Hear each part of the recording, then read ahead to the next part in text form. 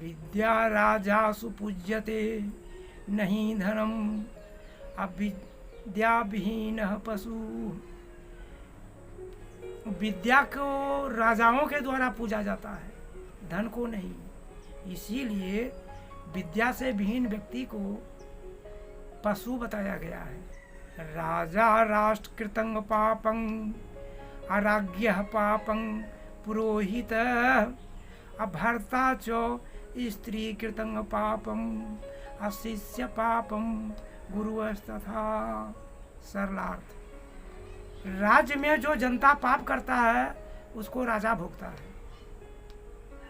राजा की गलती से ही प्रजा पाप करता है, और राजा जो पाप करता है उसको पुरोहित भोगता है।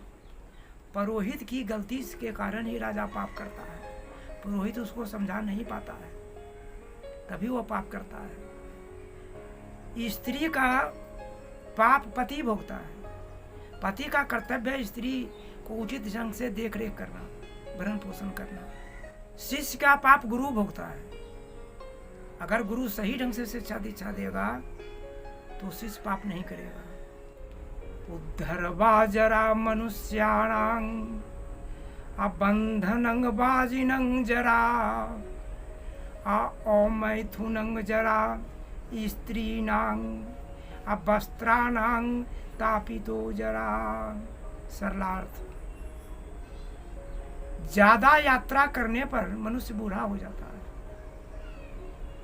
घोड़ा को बांध कर रखने पर घोड़ा भी बूढ़ा हो जाता है। ओ पुत्रस्य गृहं शून्यं दिशा शून्यं यस्त बांधवा अमूर्खस्य हृदयं शून्यं सर्वशून्यं दरिद्रता।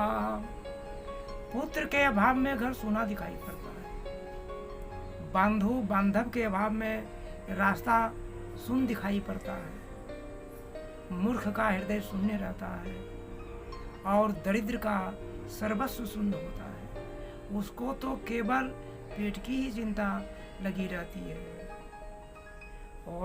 औसक्तस्य भवेत साधुर अब्रह्मचारी चो निर्धन अव्याधस्य व्याधस्य दैव भक्तं चो अवृधा नारी पतिव्रता।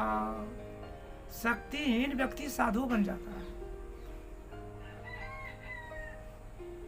निर्धन व्यक्ति ब्रह्मचारी बन जाता है।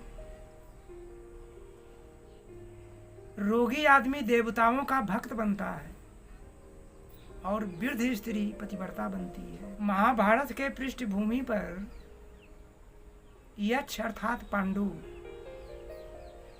और युधिष्ठिर धर्मराज अर्थात पांडु का पुत्र।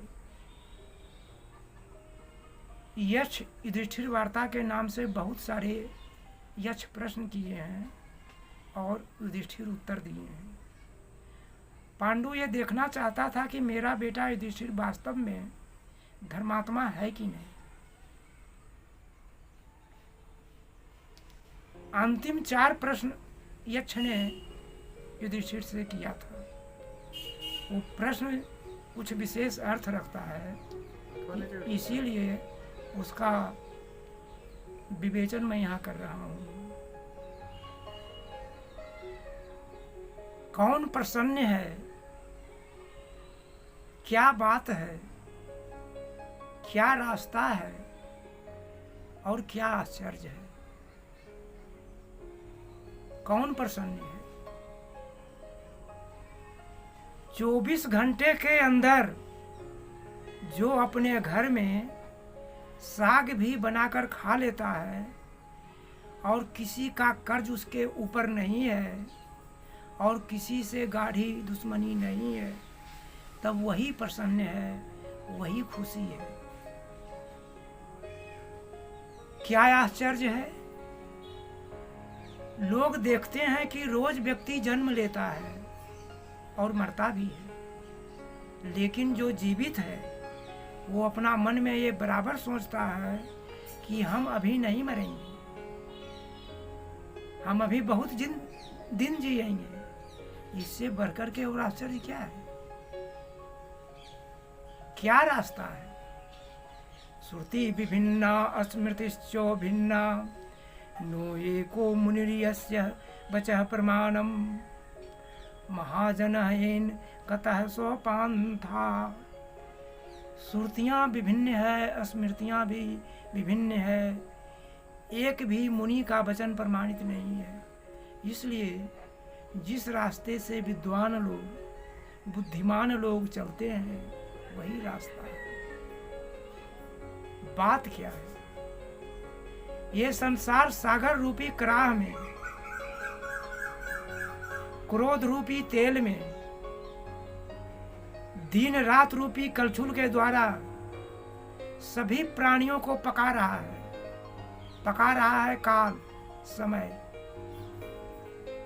यही बात है। थोड़ा चरित्र चित्रण भी कर लेना या शील निरूपण भी कर लेना समुचित समझता हूं।